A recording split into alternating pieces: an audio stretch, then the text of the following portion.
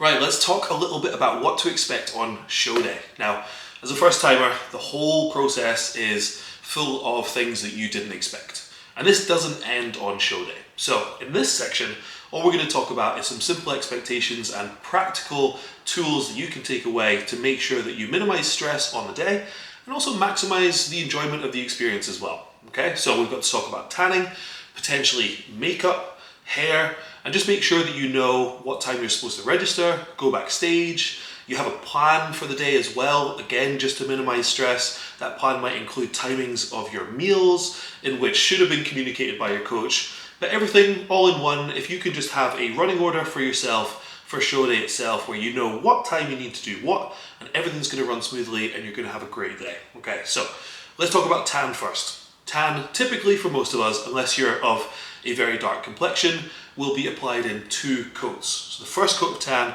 should be applied the night before.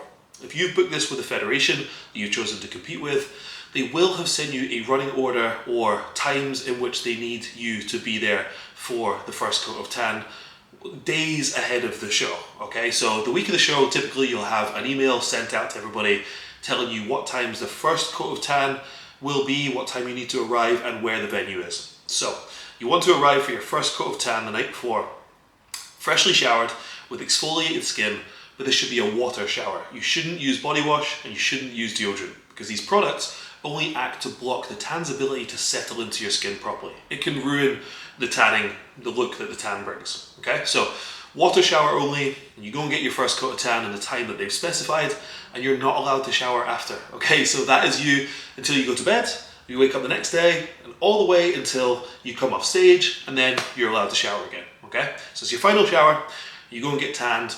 Try and get the best night's sleep you possibly can, because any way that you can reduce stress for show day itself is a good idea. And one of the worst things to experience is when you have a terrible night's sleep the night before the show, and then you wake up super exhausted and everything's way more stressful than it needs to be. So try and make sure that you get a good night's sleep.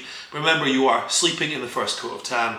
And when you wake up in the morning, you should have also received an email telling you what time your second coat of tan is as well, okay? So when it comes to show day itself, as I mentioned, you want to have a bit of a running order and an idea of what times certain things are going to happen for you, all of your different appointments. For the ladies, you'll likely have a makeup appointment as well. You could have potentially booked that yourself or booked it in with a federation, but you should have an appointment time as well. So now we've got a time for makeup, we've got a time for our top coat of tan, which is our second coat of tan, which is always applied the day of show day. Potentially a hair appointment as well. Now all of this can be communicated with your coach, so your coach can program or prescribe exactly what meals he or she wants you to have at specifically what times. And you can make sure that it works in between your appointments, so you can have your meals timed, your appointments timed, and everything just runs nicely, and you just know what to do at what times throughout the day, okay? So, back to what I was saying, second coat of tan usually happens the morning of show day. Again, the federation will have emailed you out the time, so make sure that you go and get that.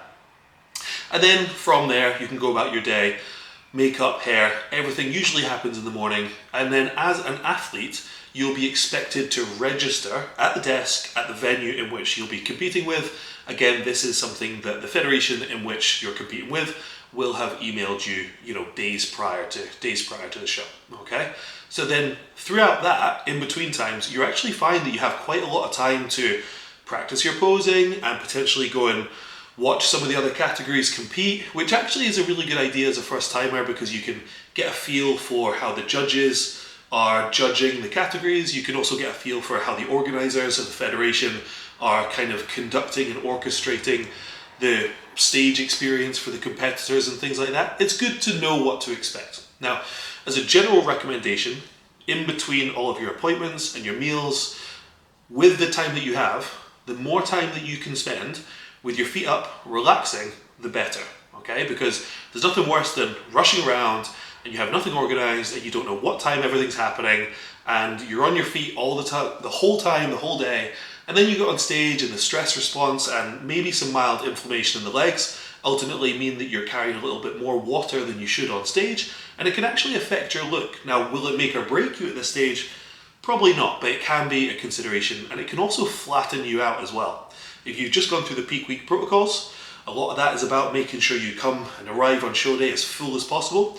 And if you flatten out because you're really stressed and you're way too busy and you don't know what's going on and you're doing a million steps on the day, it's obviously not going to be good. Okay, so again, having a running order of what times all of your appointments are, making sure that you know what times your meals are supposed to be, communicating with your coach, who, if you've got a good coach, they should be in communication and very responsive on the day, to which you shouldn't really be waiting longer than 2 minutes for a reply, in my opinion, on show day as an athlete. You know what you're supposed to do, and you can maximize the amount of time that you're just resting and entering a calm state of mind to reduce those nerves and just let the day go by, okay? Because, as I said, you'll be surprised if it's done right and you're organized, how much time that you have to actually relax a little bit in between all your appointments, which should be the idea, okay?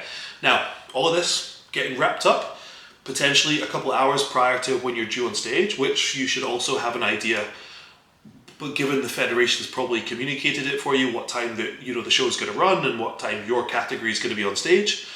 What you want to do is you probably want to go backstage or the dedicated athletes area about an hour before you are due on stage. In my opinion, with my athletes, I typically get them to consume their pump supplement about 30 to 35 minutes before we assume they're supposed to be on stage. So if we guess they're going to be on stage at 3 p.m, it's about 1:30 that I'll have them drink their pump supplement, which I won't tell you the ingredients for, it's different person to person.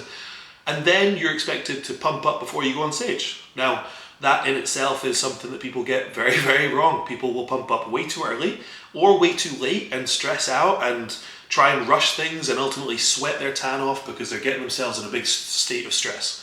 So it's important to know exactly what time, up until this time that you're due on stage, what time to take your pump supplement and what time to actually start pumping up, okay?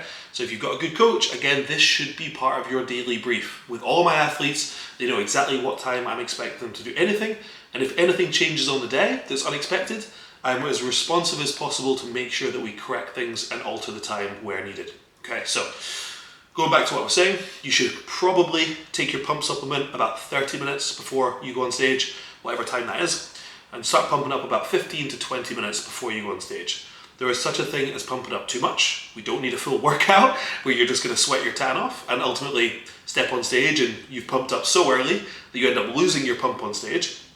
But then, as I said, there's such a thing as leaving it last minute and then trying to rush things and sweating and stressing out, and it's not good. Okay, so typically about 15 to 20 minutes before you're due on stage is the sweet spot. Okay, so then you go on stage, have a good time, and listen, if you do well and you go to the overalls, you'll be called back to do it all again for the overalls later on in the evening. Or it's time to get a little bit of an off-plan meal in that's going to be well-deserved after all of your hard work. So hopefully that gives you a little bit of an insight as to how show day actually runs.